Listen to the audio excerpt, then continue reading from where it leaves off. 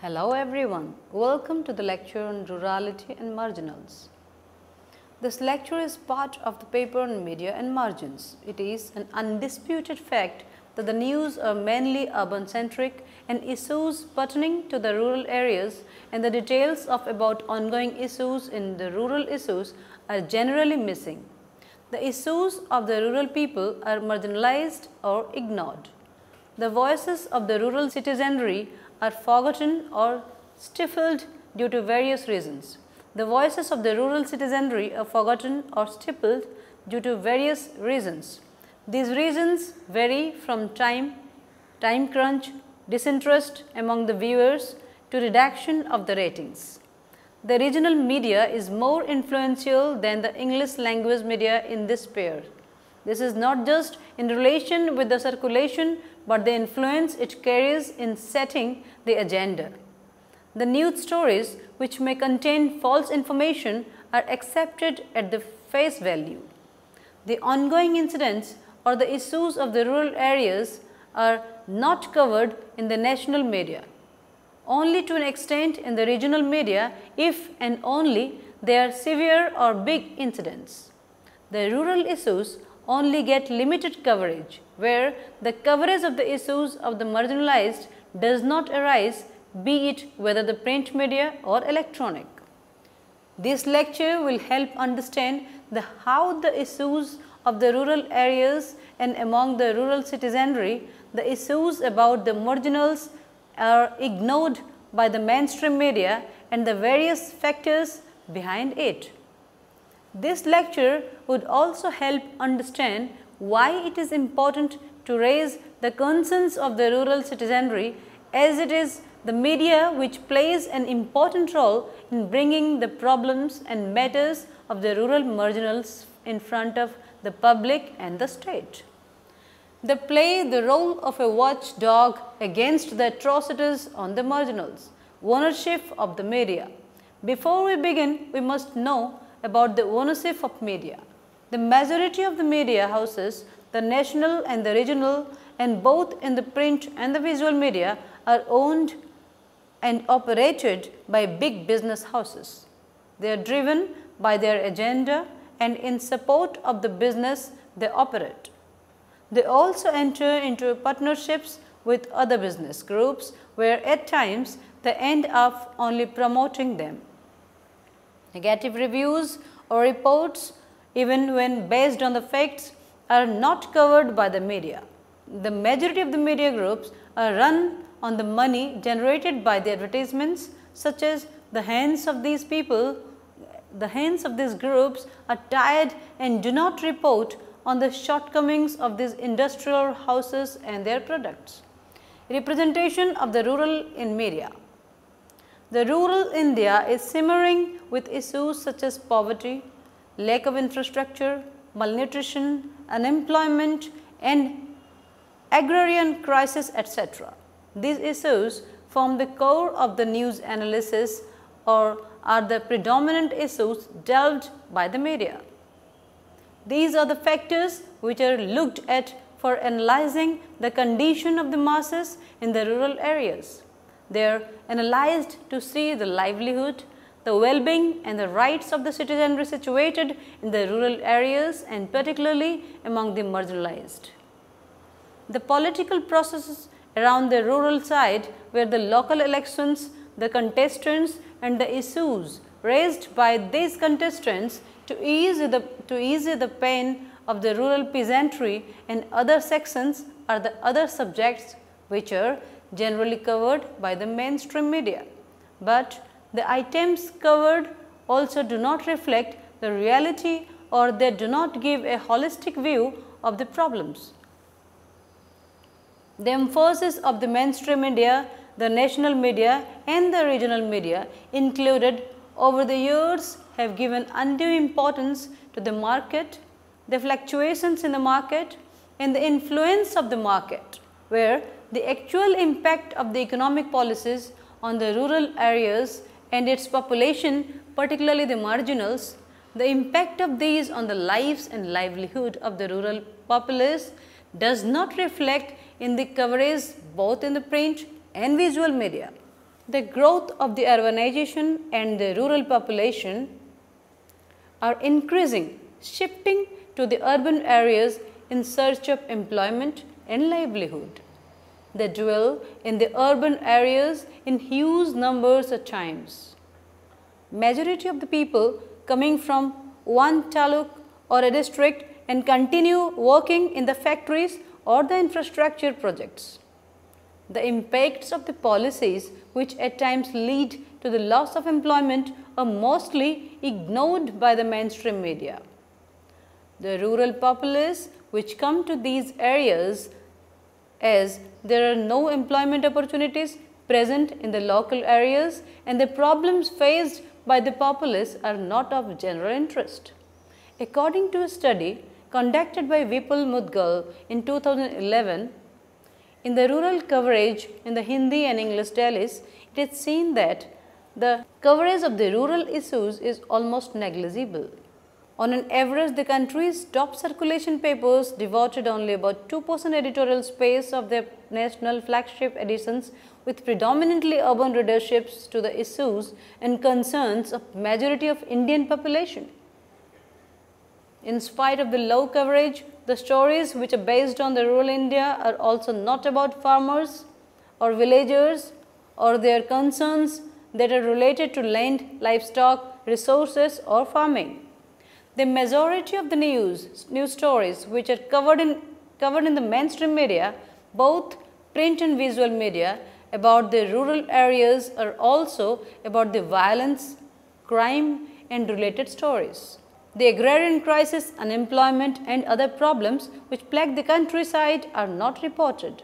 The editorials or the special stories rarely talk about the problems or the lacunae of the government policies. The media is more urban-centric and consumerist, where lifestyle-related issues take importance over the issues of poverty and underdevelopment, where in general the issues of the rural public are less reported. One of the most marginalized groups, the Adivasis, are rarely represented in the media. The lives and livelihood of the indigenous communities are dependent on the forests and its resources. The details about the lives, customs and practices of the Adivasis are very rarely mentioned in the media. The exploitation and the forest's resources and the Adivasis do not become part of the news stories.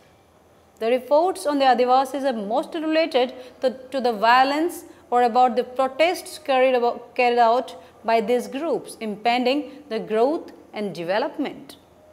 Sharma in 2013 has highlighted how the mainstream media groups and their business houses which have major stakes in the mining and power sector are more pro and sympathetic towards the business houses and do not report about the injustice and oppression faced by the Adivasis.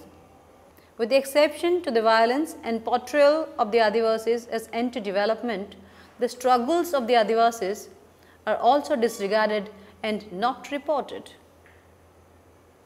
As the issues of the Adivasis are selectively reported, this reportage on the Dalits is also not encouraging.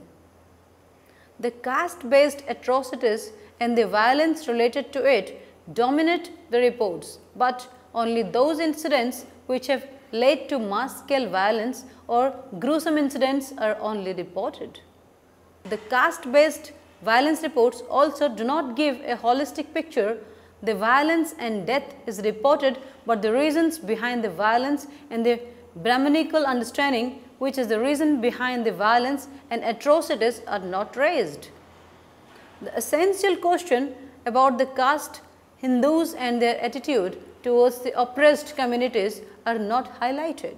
The lives and the livelihood problems are scarcely or not at all of any interest to the mainstream media. The introduction of new populist schemes by the government and with the increase of media houses both in print and the visual media, there has been an increase in the depiction of the rural and the marginalized in the media, but this is still below the par and it fades out in comparison to the space provided to the urban sphere provided in the media. The lifestyle problems and solutions in the analysis of the market is given primacy over the problems which are plaguing the rural areas and its populace, which is nearly 2/3 of the country. The debates in the parliament and the statements of the political class which focus on the issues of the rural domain are mentioned in the media, but there is no in-depth analysis of the government schemes or policies. There are rarely news stories about the policies, but the implementation of the schemes and how much in actuality is reaching the populace, and an analysis on the implementation of the schemes and policies is only sporadically reported or evaluated. The agrarian distress and the negative growth of the rural economy have been the major reasons for the difficulties faced by the rural populace. The impact of these issues of the brunt is faced by the marginalized communities the most. Rural and the social media is a tool of communication as well as the place, which provides a place to express without any hindrances and obtain information from various others. This is a place where new ideas can be shared and responses can be obtained easily, fast, and from people belonging to diverse fields and spectrums. The growth of the social media has brought into light the forgotten voices of the rural and gave them an opportunity to the muzzled voices to come out in the public. The free and unregulated internet access has created a chance for the rural voices to resonate in the public sphere, which did not get much attention by the traditional media. Social media has become a powerful tool for the marginalized communities to shout out loud the various discriminations and atrocities conducted on them. Over the years, the traditional media, both the print and the visual, with the domination of caste, Hindus mostly did not give a holistic picture about the atrocities faced by the marginalized groups. This becomes candid if we go through the reports and coverage for the incidents of caste-based violence.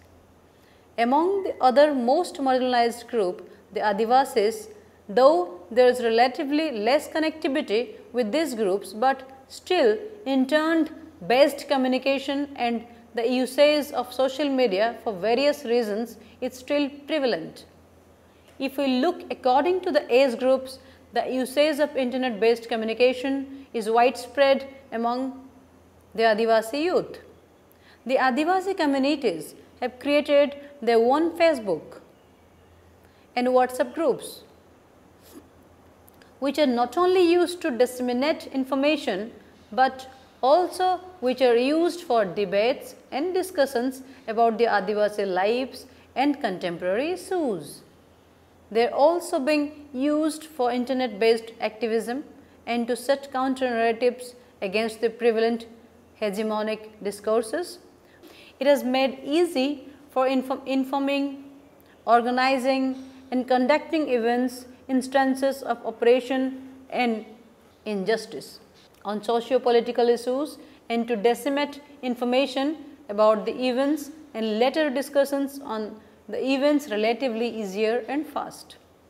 Though there are some drawbacks as the virtual world has gained prevalence over the real world with a break in organic relations than earlier.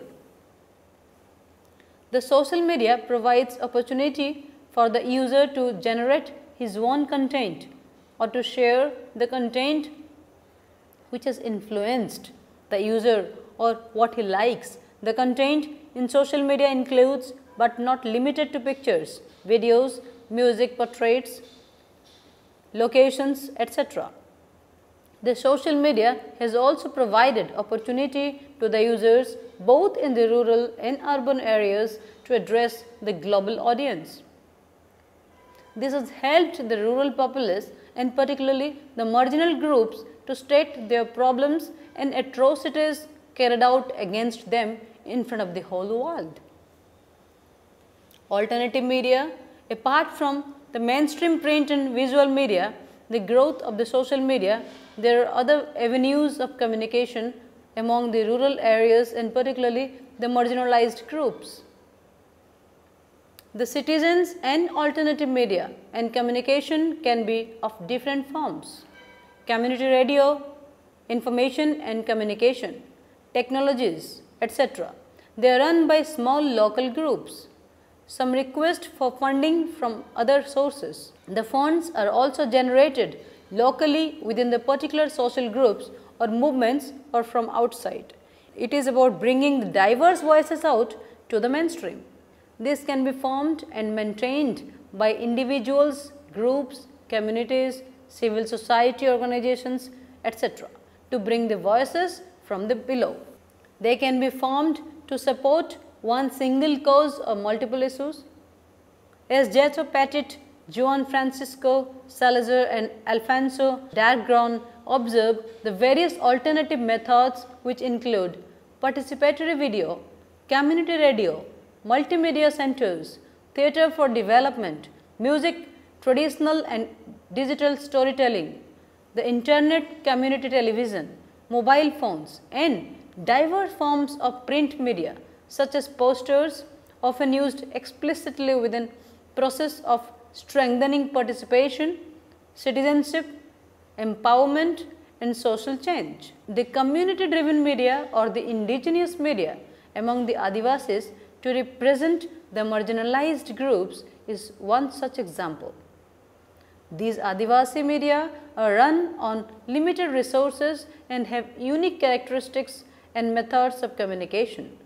They are situated locally among the Adivasi areas and play a major role in protecting their cultural identities and questioning the hegemonic discourses which at times are even false. Wilson and Stewart opined indigenous media are simultaneously local and global, arguing that indigenous media on the one hand emerge from geographically scattered, locally based production centers and on the other hand are globally connected with increased effectiveness and reach. Scholars such as Mohan and Turner have argued how the Adivasi media helps the marginalized groups in foregrounding the indigenous matters. It has helped them in making their voices heard, countering the fictitious claims about their cultures and practices. They have helped them in representing themselves locally, nationally and globally.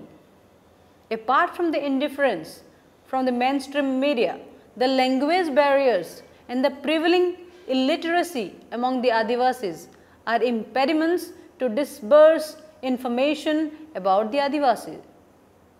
The indigenous media are produced locally and the Adivasis play an important role in the script, content and production.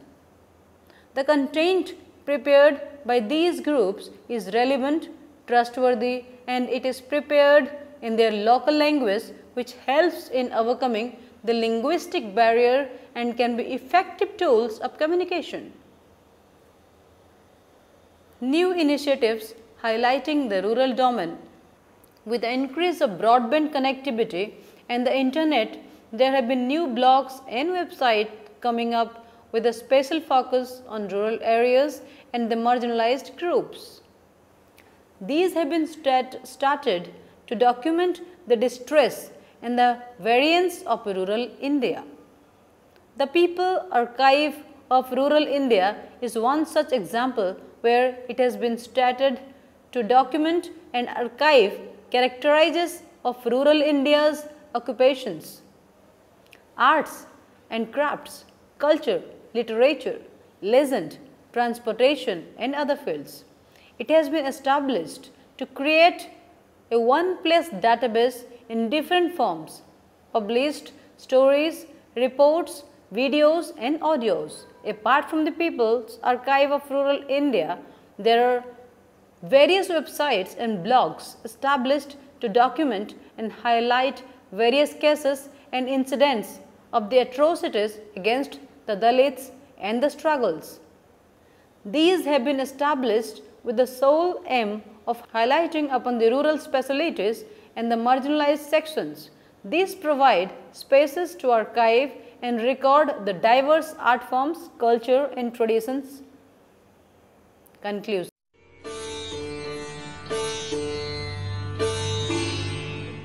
Conclusion. Therefore, in this lecture, you have learned how the rural sphere and the marginals are depicted in the traditional, for example, print and visual media, and how the coming of social media has become a boon for the rural citizenry and particularly the marginalized. The access of the social media by the marginalized has provided them the opportunity to air their grievances and experiences not just locally and nationally, but to the global world.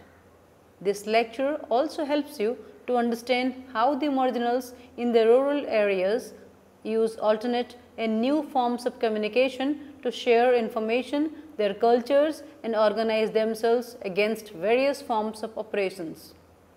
I hope you enjoyed the lecture. For more details, please read the module carefully and attempt the questions at the end. Thank you.